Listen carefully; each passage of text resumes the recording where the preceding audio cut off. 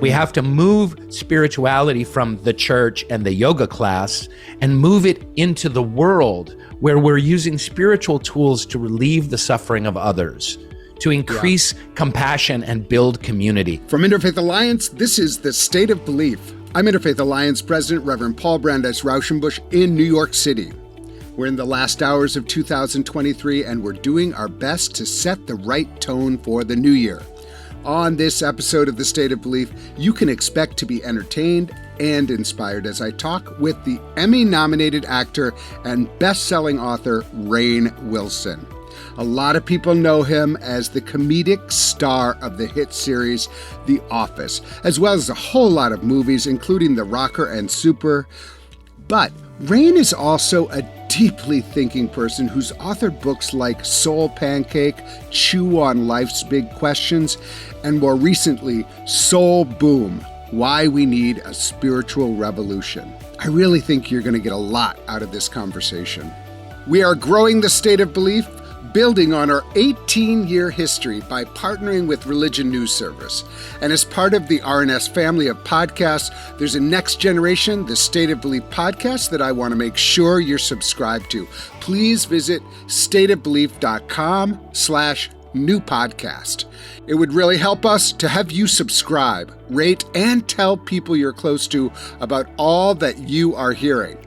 The State of Belief is made possible in great part by the generous support of our listeners. If you've made a donation, thank you for helping get these conversations heard by more people who need them. If you haven't pitched in yet, information on how you can help keep this show going is available at stateofbelief.com, and you can find out more about the work of Interfaith Alliance and join us at interfaithalliance.org. I'm Roxy Stone. And I'm Caitlin Beatty. Saved by the City is a podcast from two Christian women cracking the code of faith from the mean streets of New York City. Our podcast captures what happens when purity culture meets hookup culture, when distraction steals from devotion, and when the diversity of viewpoints and lifestyles clash against assumptions. Gotham can be a weird place for Christian women, but we're out there, and we have stories to tell. Saved by the City, wherever you get your podcasts. Thanks for listening. And now to my guest. Rainn Wilson has a long list of film and TV credits to his name, dating back to 1997, with multiple Emmy nominations for his role as Dwight on the comedy series The Office. That would already be quite a record of achievement. But Rainn has also built an enormous following for his work in spirituality and community building. And he's the best-selling author of books including Soul Pancake, Chew on Life's Big Questions, and most recently, Soul Boom, Why We Need a Spiritual Revolution. And he also has a series on Peacock called The Geography of Bliss.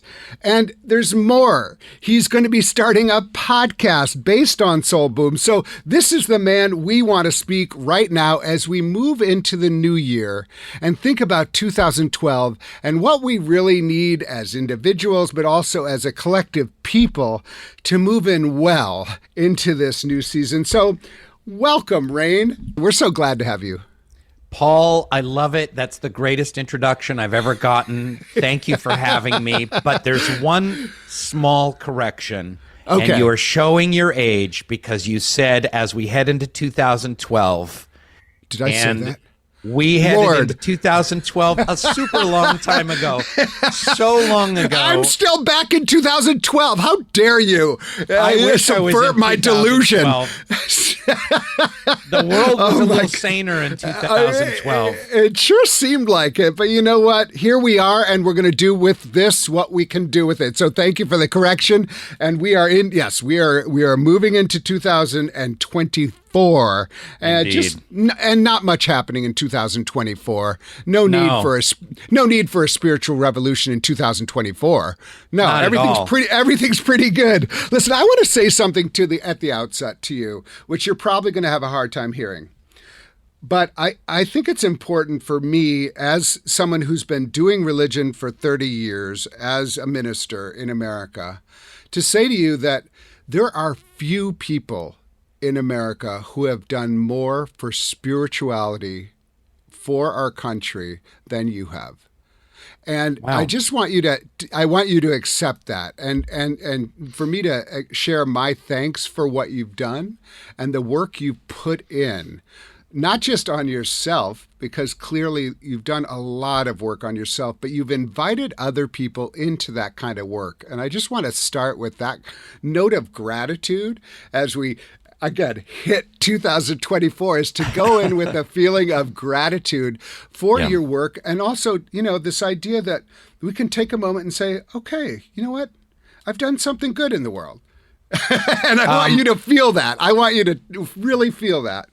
I appreciate that, Paul. I really do. Thank you for the kind words. And I just, early on in the book, in Soul Boom, I talk about these 2 TV shows that were very seminal in my personal development, and that is Kung Fu. I love it. Yes. Yeah, Yep. Kung Fu and Star Trek. And the reason I bring them up, and I don't have to get into the whole shebang right now, but what you're saying really sparked something. It sparked me going back to that section of the book, because I think that the idea of a spiritual revolution reveals to me that there are 2 paths of spirituality.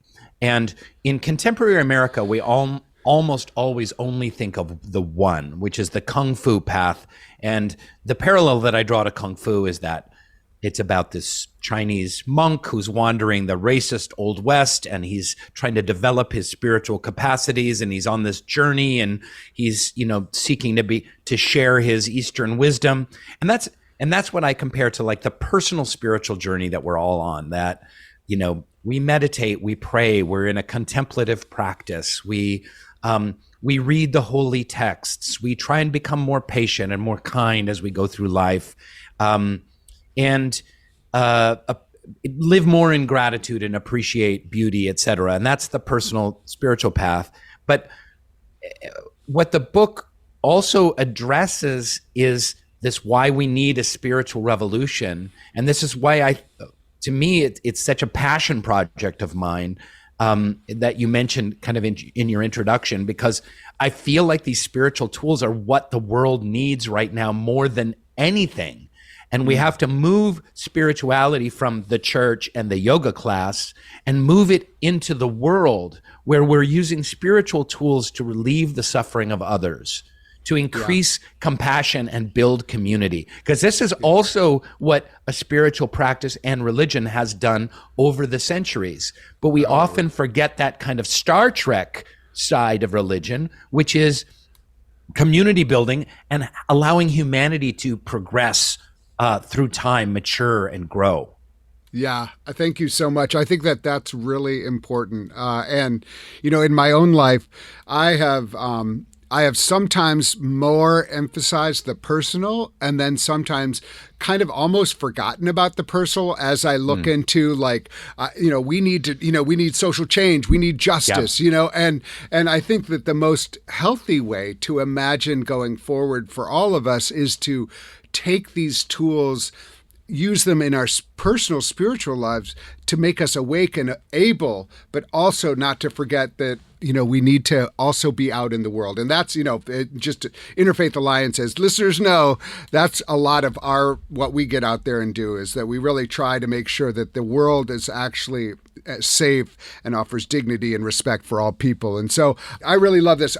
You and I think you're a little bit younger, but we're mostly the same age. And so those 2 shows were very present for me. And, nice. And I loved that part of the book. Soul Boom, Why We Need a Spiritual Revolution. It's very accessible. And I wouldn't say self-deprecating, but slightly like effacing humor. You allow people to say, okay, he doesn't have all the answers. He's not preaching at us. He's inviting us into a process. But I want to start just a little bit backing up. You are a Baha'i, and it's not a overwhelmingly known religion, but it does inform, because it's part of your story. And it's really important, I didn't realize you were actually raised in a Baha'i family. Like many, we have many Baha'i converts, but that's really part of your DNA. And so maybe telling our listeners a little bit who may be unfamiliar with what Baha'i is, because you do get into a little bit of your history in Soul Boom, and you use it as a great opportunity to introduce one of the important religious traditions in the world. Oh, thank you. Yeah. It was quite a story growing up in suburban Seattle, being kind of this nerdy kid. I was into chess and I played the bassoon and I was in marching band and Model United Nations. And so you were the coolest kid. You were the coolest kid, is what you're saying. Sure. But kind of pimply and gangly and uncoordinated. And at the same time, I was a Baha'i. So nothing will alienate you more from a working class Seattle school district than that. But yeah, my parents became Baha'is in the early and mid 60s. That's was the kind of the beginning of a big movement, as you know, in the kind of counterculture movement. There was also a great spiritual search movement going on at the same time. And the Baha'i faith had tens of thousands of converts and enrollments around that time in the 60s and early and mid 70s. And my parents, so I grew up in a Baha'i home, and it was pretty special. The Baha'i community at that time was very diverse. There was, I didn't see any African Americans or Native Americans in my neighborhood in suburban Seattle, but I sure did when I would go to Baha'i meetings and gatherings in Seattle or in the Pacific Northwest. There was Native American Baha'i choirs, and there were Chinese Baha'is and Hispanic Baha'is, and all kinds of different colors. And I mean, in part, that's because that's a really important principle for the Baha'i faith.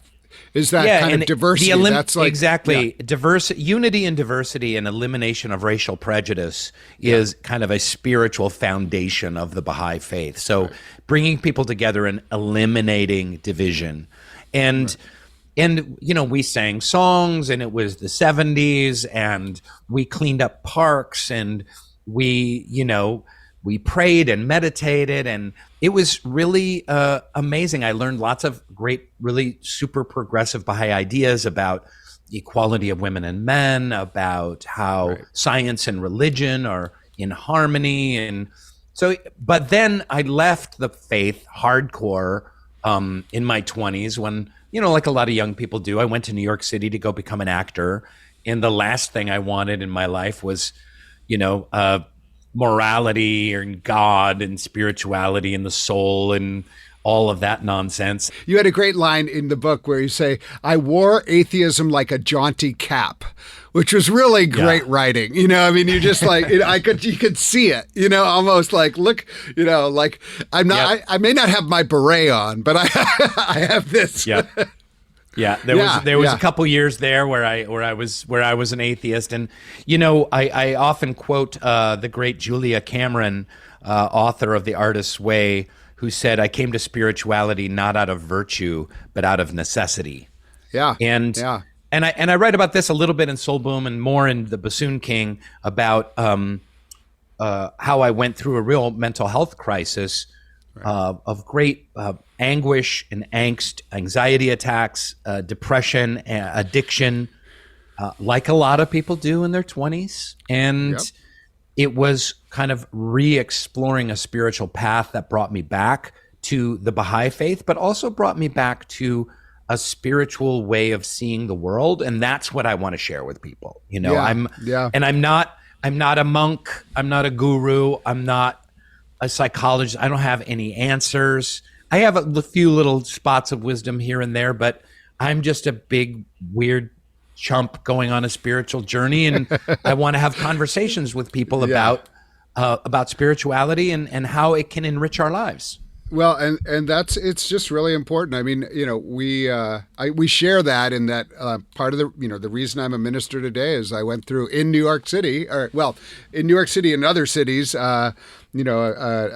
my own journey of addiction and recovery. And it was like, I was still a freak, but I was like a freak with different different questions, and and I enjoyed I became on a search and realized that I needed other people, and I needed community, and I needed spirituality, and so it's a great it's a great part of their story.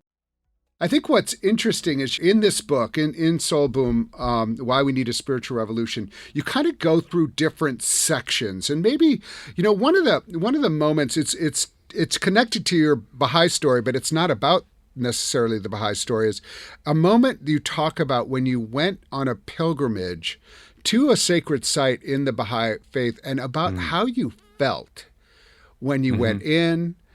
And such a beautiful telling. And again, I urge our listeners to check out this book, because it's like it offers some language and spiritual memoir. Like, you're not just there at blissfully Zen. You're like also like, my butt hurts and all this kind of stuff. But then when you come out, you're also like, it's like things have been washed away and you're seeing something new. Talk about that part of the book, which is about pilgrimage.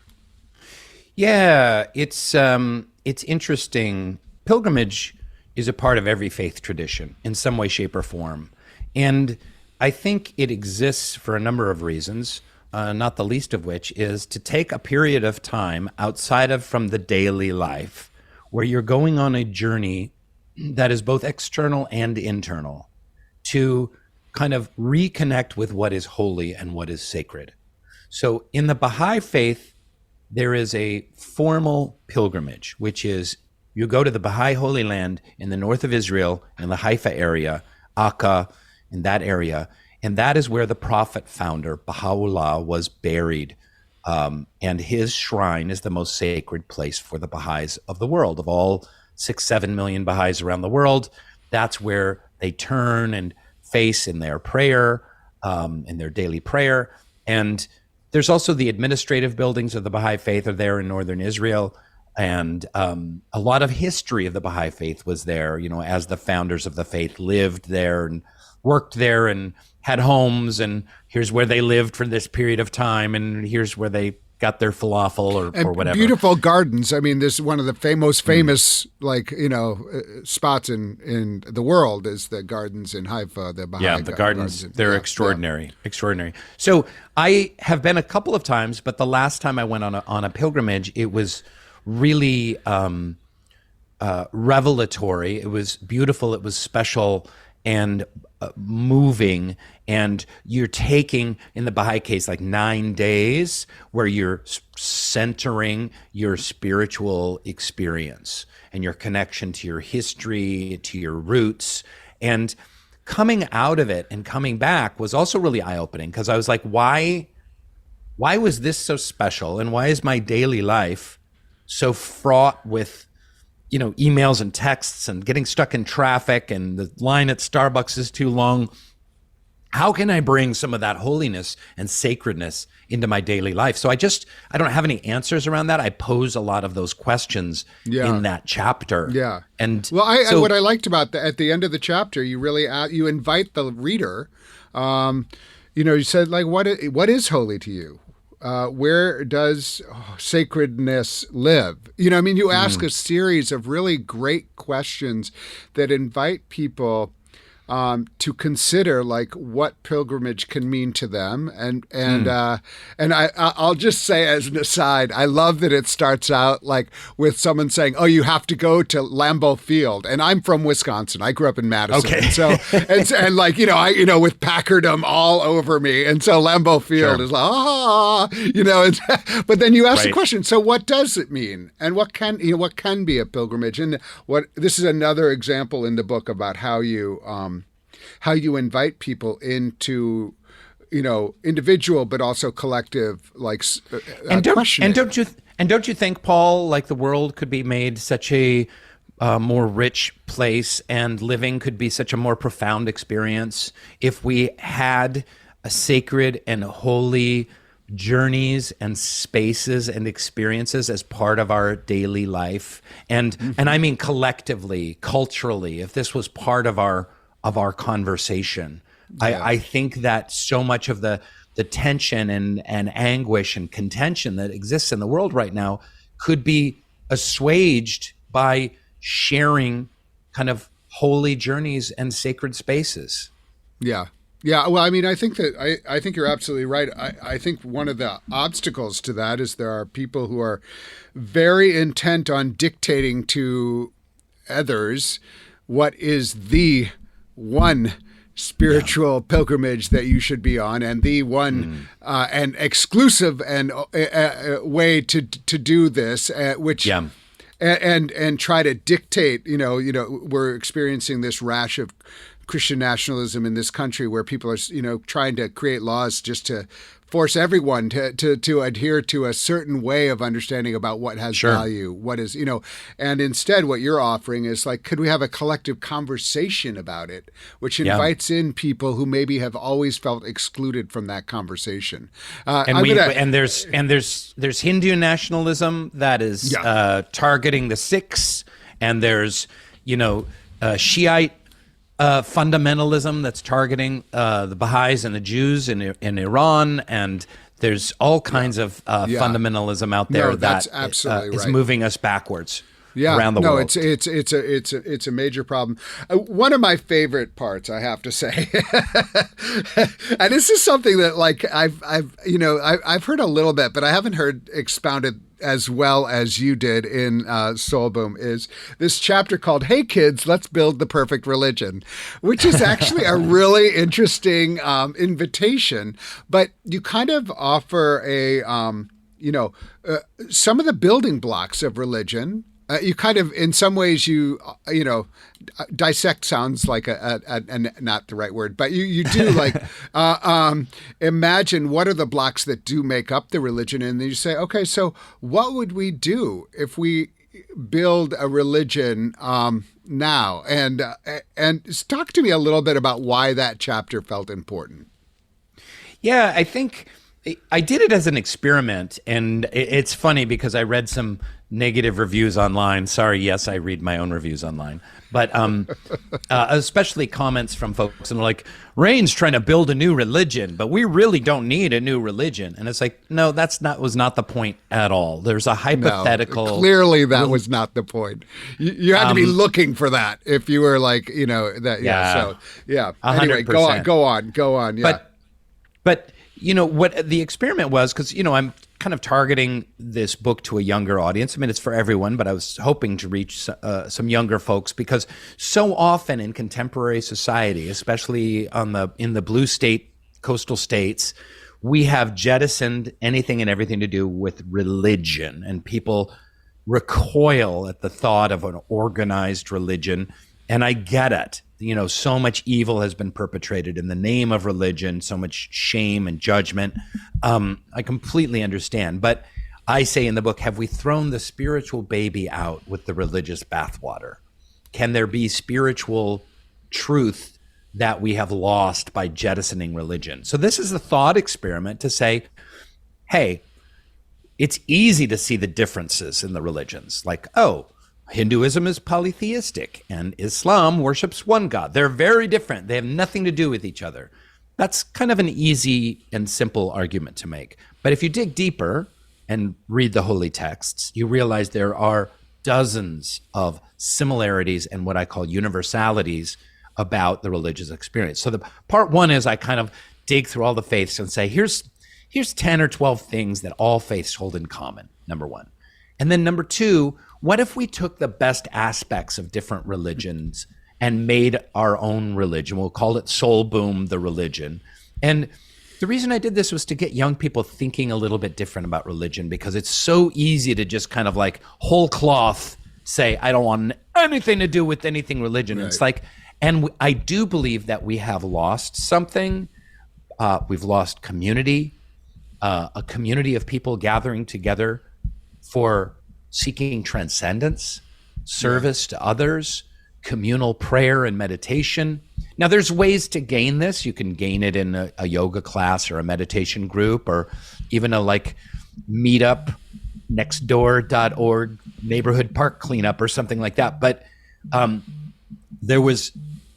we can certainly see in the current mental health epidemic that we've lost something. As much evil as religion has perpetrated, we've also lost a lot of very valuable communal aspects to it. So, and those are the things I wanted to explore. Yeah, well, and I think it's really important. And nowhere in the book do you sugarcoat religion. The one, I just want to quibble as a reverend myself. No clerics. Rainn, no clerics? I'm joking. No clerics. No, but that was really interesting. Up next, lots more with actor, producer, and best-selling author Rainn Wilson. You can hear full episodes of The State of Belief anytime on our website at stateofbelief.com, and make sure you subscribe to the Next Generation podcast at stateofbelief.com/new podcast. That's stateofbelief.com/new podcast. You're listening to The State of Belief, where religion and democracy meet.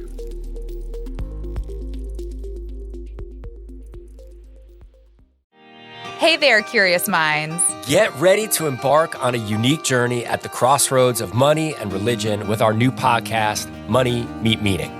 The seductive effect of money, we think it can do the work that God does because there's something about money that does that. It's wild.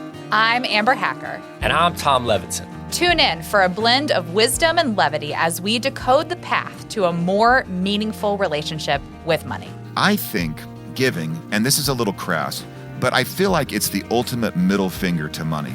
It's liberating to give some away. This podcast is your gateway to a vibrant and thought-provoking exploration of the interconnectedness of wealth and spirituality. Join us as we unravel the surprising influence of ancient wisdom on modern finances. Faith pervades people's lives and our society. And because money is such an important part of people's lives, exploring that intersection of faith and money, I think, is super, super interesting. Get ready to be informed, entertained, and inspired to transform your financial outlook with Money Meet Meaning. Available wherever you get your podcasts.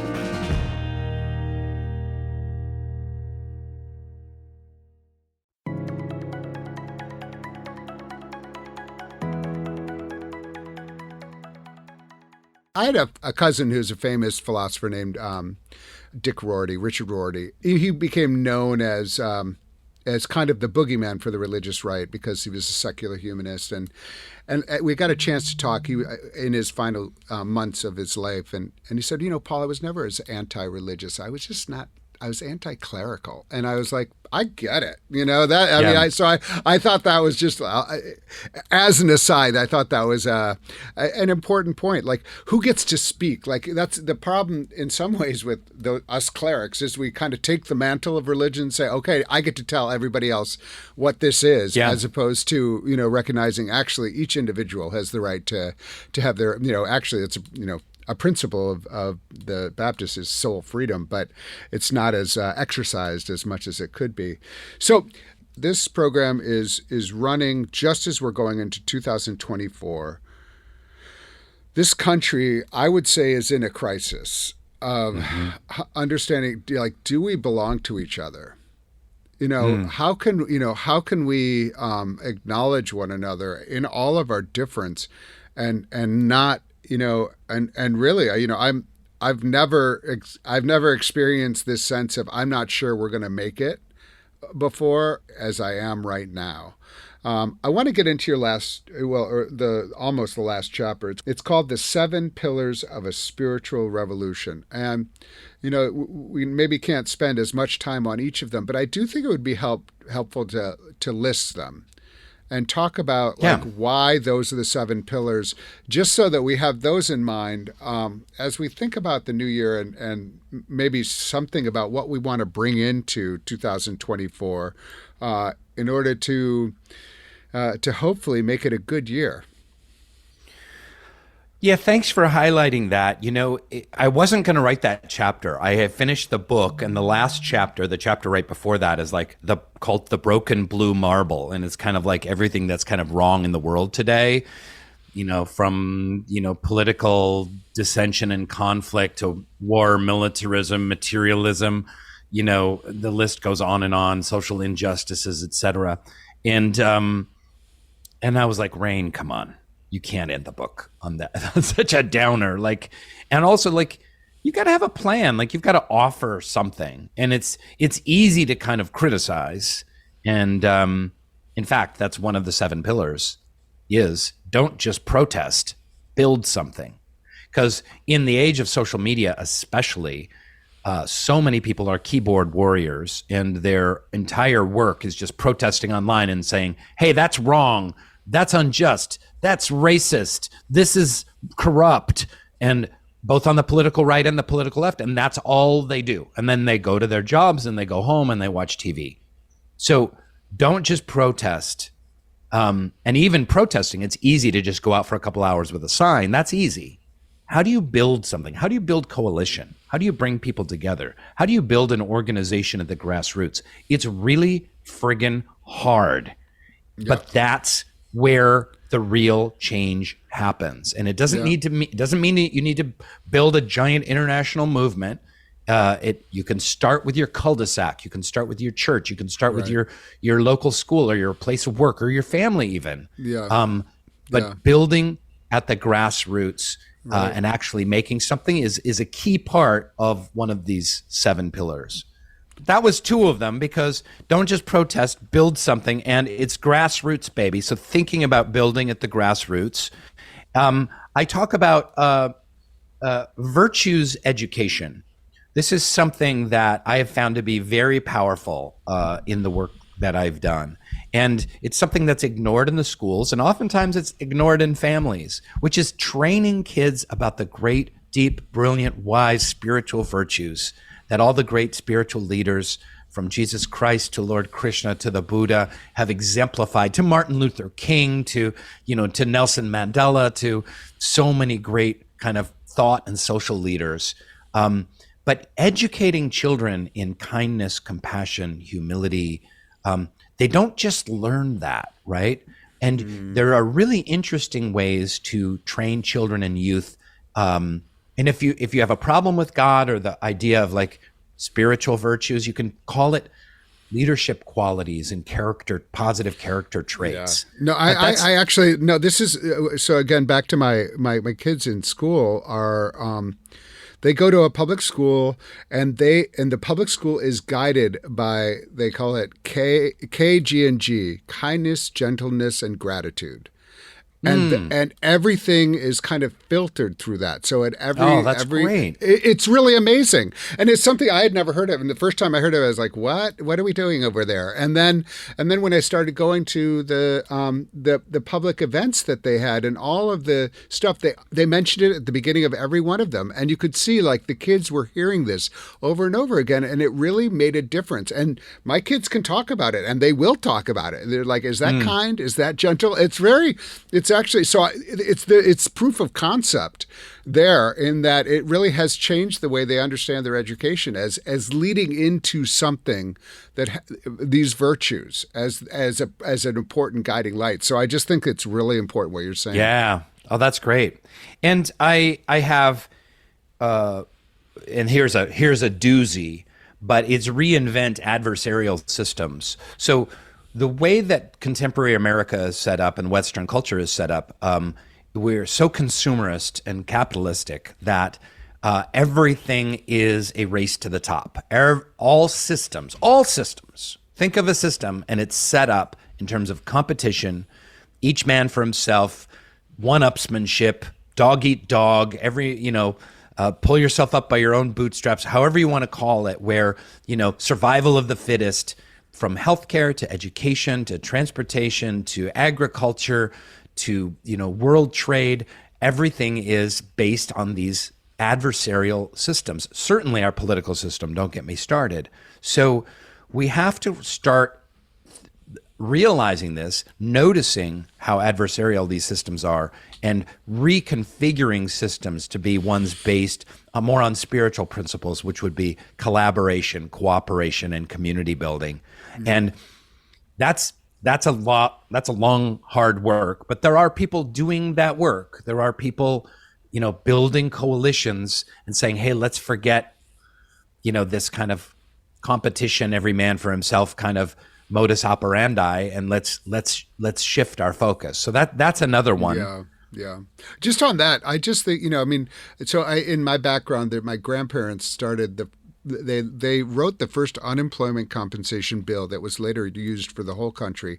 And part of their strategy was to invite labor and business owners to talk to one another about why it would be better for both of them in order to have some sort of way of mitigating against unemployment, and in the end they got buy-in, and it was hard, and it took a lot of, but in the end it was better for both of them, and that's why the laws stuck, and that's why it was in the end it made a permanent change first in Wisconsin and then in our national laws. So it's an example of one didn't have to triumph over the other and it was a way that actually businesses could run better and workers could actually have consistent employment. And so there are ways that and there are models that this can be done out there if we're willing to take the time with one another.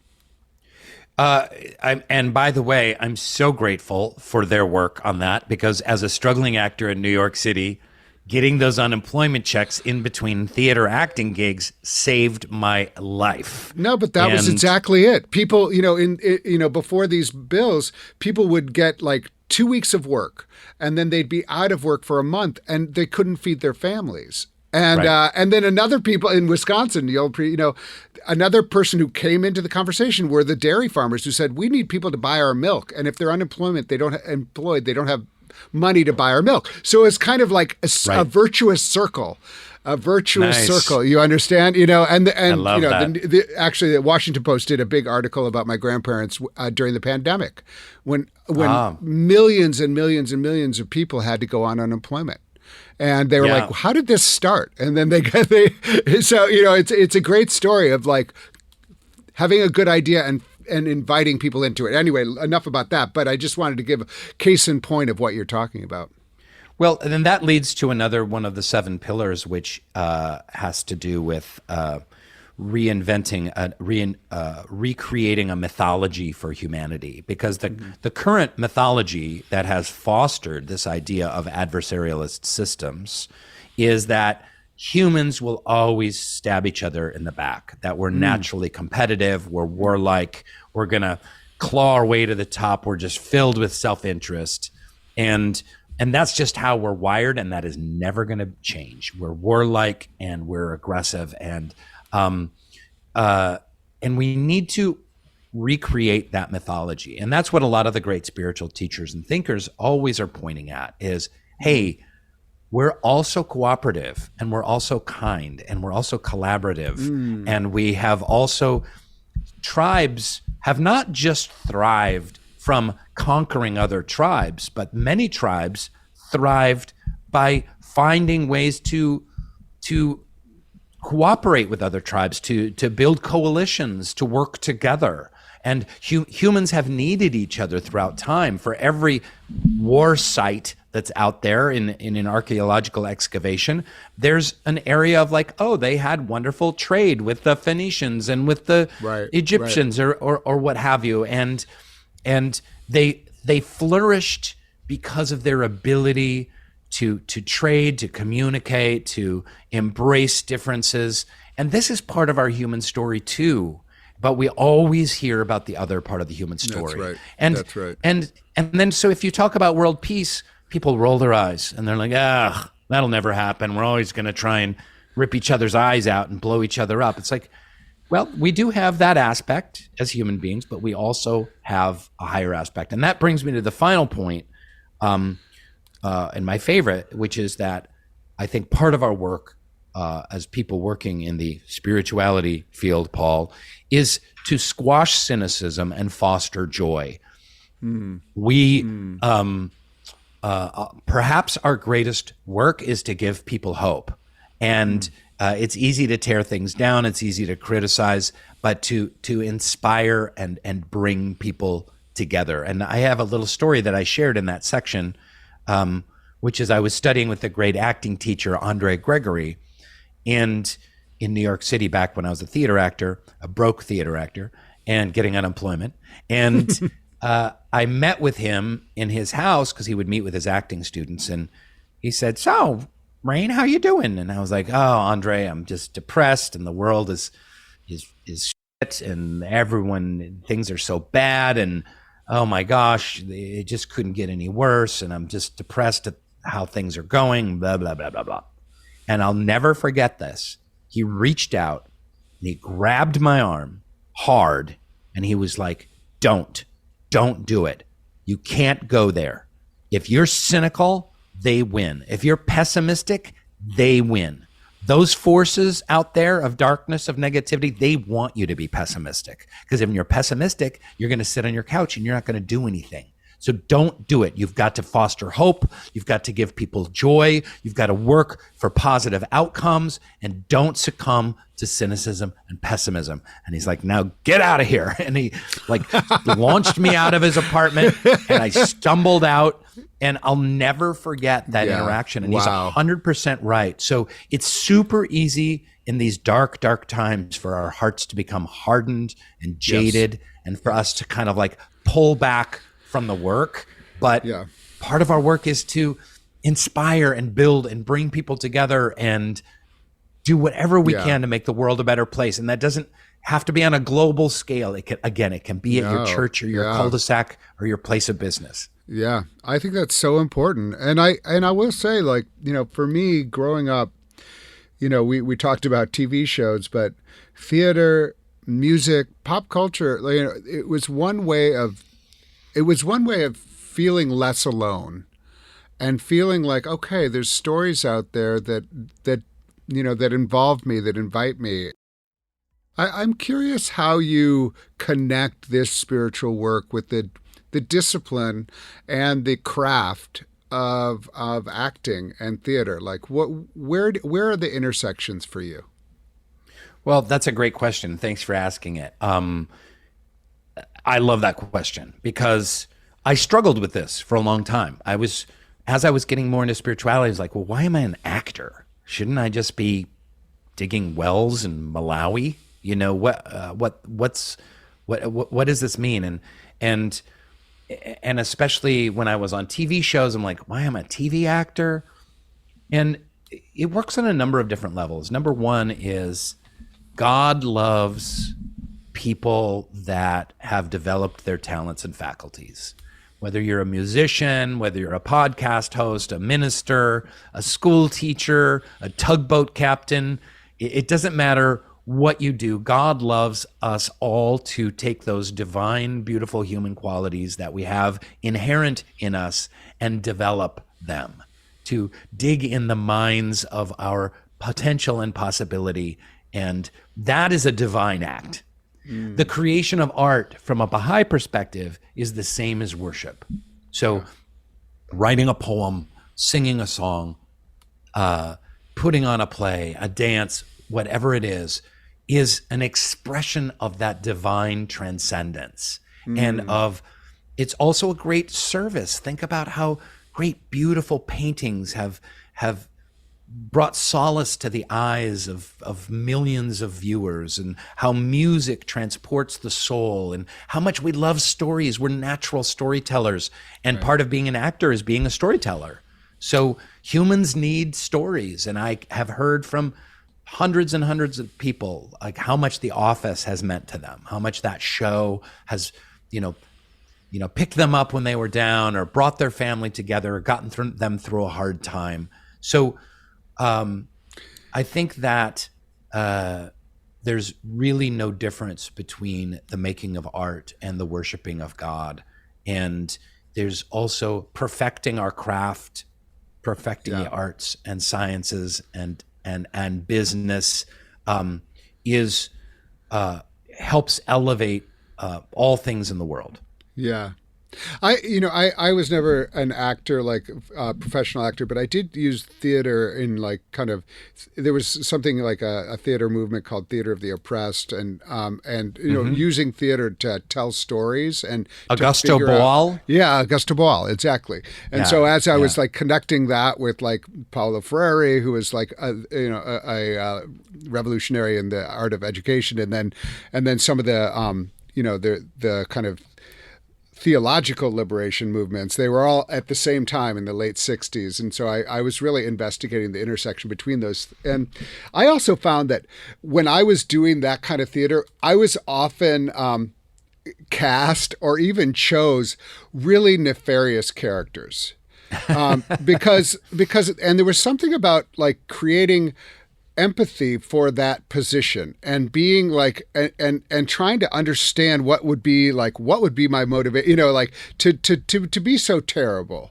And in some ways, like I think theater also, like when we have three-dimensional characters, we are allowed to see other parts of humanity rather than just they're the bad guy. And even with Dwight, like, who's obviously, not the he's not the the one everybody loves and wants to have a beer with. But there's moments where you're like, okay, he has sensitivities too. He's trying his hardest. Sure. I mean, he's like, and so I just think that that's another thing that storytelling does in fiction as well. In writing and all this kind of stuff. So we're on the same page.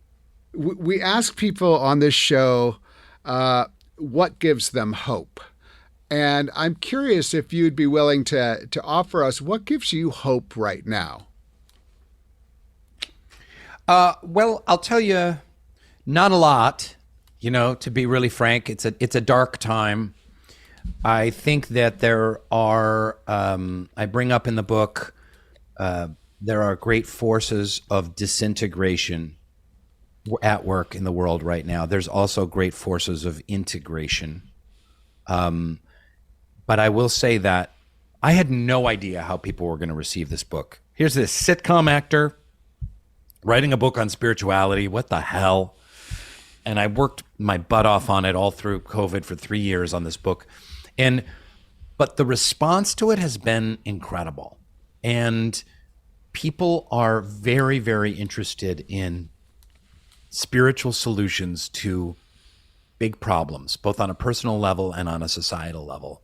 And so that gives me hope.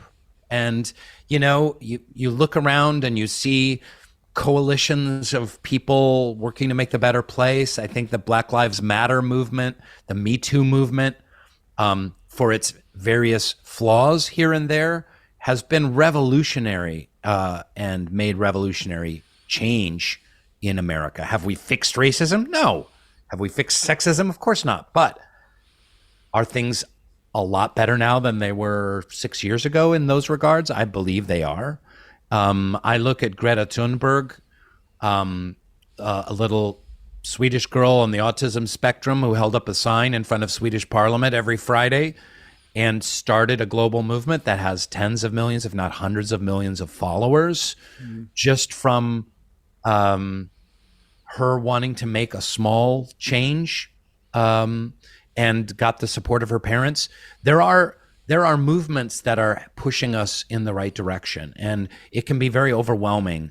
And I tell young people, like, find the forces of integration around you and adhere to those, latch onto those, attach yourself to the groups that are really making the world a better place. Whatever it is you're passionate about, it can be the environment, it could be animal rights, human rights, it can be, race issues, injustices, income inequality, whatever it is, find the groups that are making an impact and get behind them and put your focus there, because it's so easy to focus on the negative. Yeah, thank you so much. And now, I'm not sure if you're going to be up for this, but you did say that you're like a prayer, a meditator, things like that. And we're about to go into a very difficult year. And I'm just wondering if you would share a meditation, a prayer, or anything that feels like it's on your heart with our listeners, so that hopefully we can go in with a possibility mindset, of an integration mindset. So would you be willing to do that? To say a prayer? Yeah, sure. Of course. I would love to. What I'd like to share is a prayer that Baha'is say every day. I mentioned this earlier, that Baha'is turn toward our Mecca, which is Akka, Haifa, northern Israel, where Baha'u'llah is buried. And we just do that to kind of attune our hearts to, we're not like worshiping the dead body of someone. It's just attuning our hearts to a place that is sacred and meaningful to us. And the incredible message that Baha'u'llah brought to humanity in the 19th century. And but Baha'is every day say this prayer. So 6 or 7 million Baha'is are saying this prayer even as we're having this conversation. It's very short, it's very simple, it's 3 sentences long. It goes like this. It says, I bear witness, O my God, that thou hast created me to know thee and to worship thee. I testify at this moment to my powerlessness and to thy might, to my poverty and to thy wealth, that there is none other God but thee, the help in peril, the self-subsisting. So I love this prayer because it focuses me on the meaning of life. Thou hast created me to know thee and to worship thee. So we're created to know and worship God. Whatever that means, whatever your faith tradition, whatever your kind of vision is of the unknowable essence, the creative force of the universe. And if I can live in harmony with knowing and worshiping God on my, one day at a time, then my life just becomes a hell of a lot better. Rainn Wilson is an Emmy-nominated actor, a best-selling author, and a spirit-inspired community builder. His latest book is titled Soul Boom, Why We Need a Spiritual Revolution. Rainn, it's an honor to have you with us. I know that Baha'i New Year isn't until March 21st, but I still want to wish you a very happy New Year, and thanks so much for being with us on The State of Belief. Thanks so much for having me, Paul. It's been a pleasure. This is a great and fun conversation. Thanks. And that's all the time we have for The State of Belief this week. Be sure to subscribe to The State of Belief at Apple Podcast or your favorite podcast platform, or at stateofbelief.com/new podcast. We need your help to keep making The State of Belief. Become a partner in this crucial work by making a financial contribution today. Information on how to donate is available at stateofbelief.com. That's stateofbelief.com. And if you're getting something out of the show, and I assume you are, share it with the people in your networks. Let's get more people listening and keep these conversations going on Facebook and Instagram at State of Belief. The views and opinions expressed on this program do not necessarily reflect those of Religion News Service or Religion News Foundation. State of Belief is produced by Ray Kirstein and is a production of Interfaith Alliance. Become a member today at interfaithalliance.org. And be sure to join us next week. I'll be in conversation with Congressman Don Beyer of Virginia, who's been a leading voice for anti-hate and religious freedom legislation since taking office in 2015. I can't wait. Until then, I'm Paul Brandeis Raushenbush on The State of Belief, where religion and democracy meet.